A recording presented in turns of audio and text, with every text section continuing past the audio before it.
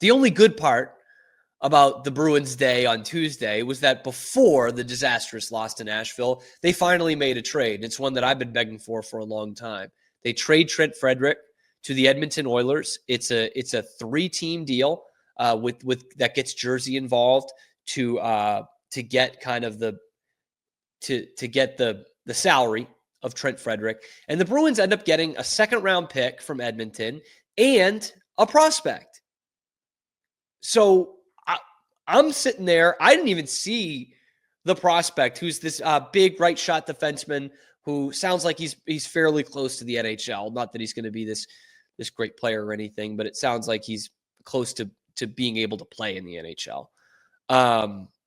But to just hear a 2nd-round pick for Trent Frederick, I'm in. I'm great, because Trent Frederick was useless this year. Absolutely useless. The guy who scored 20 goals last year. And this year he's got 15 points. And he's a -14. And I'm done with the bullshit that he's tough to play against. The only thing that Trent Frederick is good at this year, quite frankly, is grabbing guys. After the whistle, just grabbing a guy by the collar to make it look like he's this tough guy, instead of actually being a tough guy to play against and actually being an enforcer. He's not that. Okay? He's certainly not that. But Edmonton feels like, oh, we need a little bit of grit here. Need a little bit of that in our system. Go right ahead. Take a 2nd-round pick for him. I would have taken a 2nd-round pick straight up.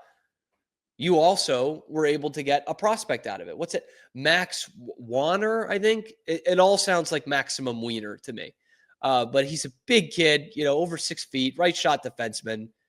A lot of experts are giving it like a B+, an A. I think it's an A. I really do. Like the Bruins are going nowhere. And Trent Frederick was giving them nothing. And what you got was a 2nd-round pick. And it's the first time, I got to look this up because I saw this yesterday. It's the first time the Bruins have had both their 1st and 2nd-round picks since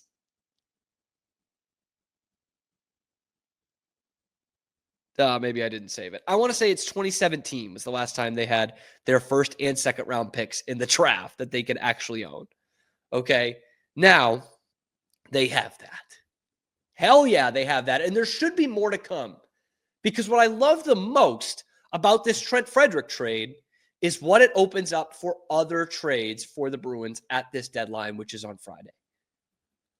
Because getting the 2nd-round pick for Trent Frederick by itself, like that's great.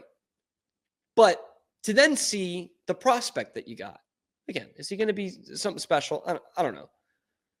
But this kid Warner, he's 21 years old, big guy at defense. We know that's literally all Don Sweeney and Cam Neely care about is guys who are big. He wasn't going to make the Oilers this year. That's a team that's probably going to win the Stanley Cup, I think. He's been having a pretty good year in the AHL, which I think Bakersfield is their AHL. And the people raved about him down there in the AHL. And so what that sounds like to me, a big right shot defenseman, not going to give you a ton offensively, but is pretty steady defensively. To me, that's Brandon Carlo. That's a younger, poor man's Brandon Carlo. So what that also means is that Brandon Carlo should be available. And at 29 years old, even though he's coming off a bad season and a half here, that trade value at 29 for Brandon Carlo is exponentially better than his trade value in a few months when he turns 30. Just the way that it is. And I've seen people, Bruins fans, not the anonymous accounts who just love everybody, the ones who think that this Trent Frederick deal was bad, but actual Bruins talkers saying, I don't know if it's so easy to get rid of Brandon Carlo because he does a lot of dirty work for this team that we don't see. And I do believe that. I do believe that's true. But I think that helps his trade value a ton. That's what contenders are looking for right now. A lot of them are looking for stay-at-home defensemen who can cover up a lot of dirty work and can play the penalty kill. And that's what Brandon Carlo can do. He can't handle the puck if his life depended on it. and he's not going to give you any kind of offensive output at this point in his career. But he's got another year of team control, and he can give you some actual defensive grit that you would need for a Stanley Cup run. So if Trent Frederic, with his 15 points this year, can yield you a second-round pick, I'm looking at all the positive attributes of Brandon Carlo, and I'm thinking, you can get a first-round pick for this guy. And in fact, I wouldn't even stop there, because after I see a second-round pick for Trent Frederic, I'm looking at Brad Marchand, future Hall of Famer, can play special teams still, and can give you some real offense, tangible offense. Guy who's won the Stanley Cup. I can get a first-round pick for that guy. I can get a first-round pick and a good young player for that guy. Morgan Geekie, 20 goals, setting up Pasternak. You can get a first-round pick for that guy at the trade deadline. They just throw this shit around. It's like take tax. Just throw around first, second-round picks. Charlie Coyle, veteran, two-way center, sometimes wins faceoffs, can play the penalty kill, loves scoring on an empty net. Am I crazy to think you could maybe even get a late first-round pick for that guy? And maybe it's a first-round pick 2 or 3 years from now. Crazier things have happened. And there's another avenue for the Bruins to add even more draft capital or even make an even better move. Charlie McAvoy. He's not going to say trade Charlie McAvoy. No, I'm not. But Charlie McAvoy, what's the use of bringing him back this year? To me, there's none. Don't bring him back. So if he's really still hurt, we're seeing teams do it. Vegas does it every year. The Panthers are now doing it with Matthew Tkachuk. Let's circumvent the cap here. They're doing it to make a playoff push. The Bruins, if they're smart, could do it to really help out their future. Because let's take a trip down this hypothetical lane here. Let's say you put Charlie McAvoy on long-term IR. Then you've got all this cap space freed up. The Panthers are doing it so that they can add someone for the stretch run. The Bruins could do it in order to trade one of these guys, whether it's Morgan Geekie or Charlie Coyle or Brandon Carlo or whomever, to say, you know what? We'll give you this guy, and we will take one of your shit contracts off your books. You got an expiring contract, it's a big cap hit, or maybe he's going to be an RFA after this year. We'll take that off your hands. It's going to cost you a first-round pick, but we'll take that cap hit. Charlie McAvoy, pretty big cap hit that's going to go on long-term IR. You can take someone else's dog shit contract in order to get a first-round pick for someone who might not yield a first-round pick. Or maybe it's a good prospect, something like that.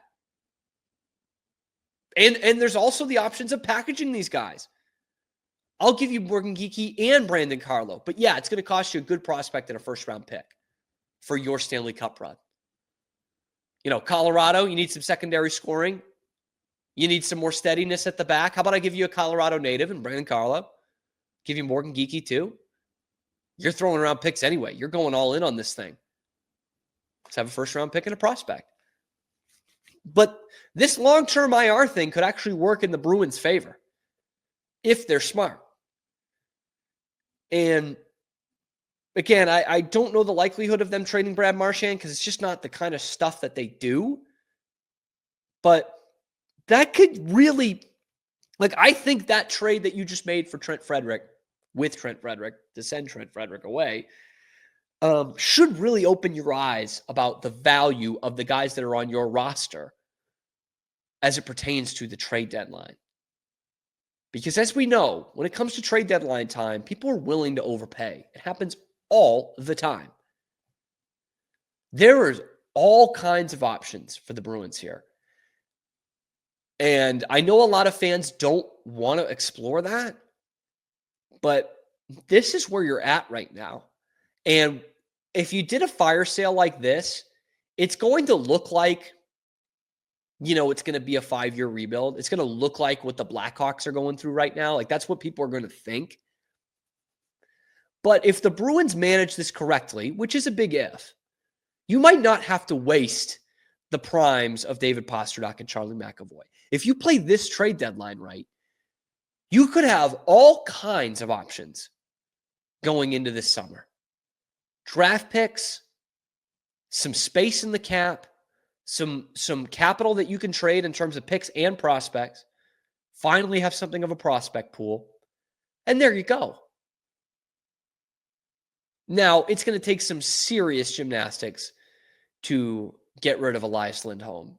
That would be like the Andre Kasha deal when you just needed to get rid of Bacchus and you traded a first round pick to get Kasha. So maybe that's on the cards in the future. If you get some good draft capital, be like, hey, please, we'll give you this pick. Just take Elias Lindholm off our hands. We'll eat half the salary, please. But that's a long way away. And there's got to be some Elias Lindholm talk here soon. I know it's been not even one season, but I think it's one of the worst free agent signings the Bruins have ever had. But this should look like a completely different team this weekend. Like, the Bruins really should be putting out an AHL roster when they take the ice in Tampa on Saturday. Because they're playing like an AHL roster right now. You might as well get something for them. We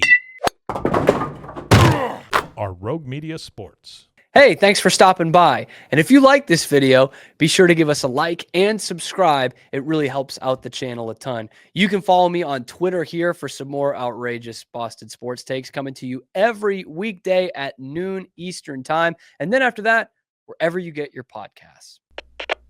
We are Rogue Media Sports.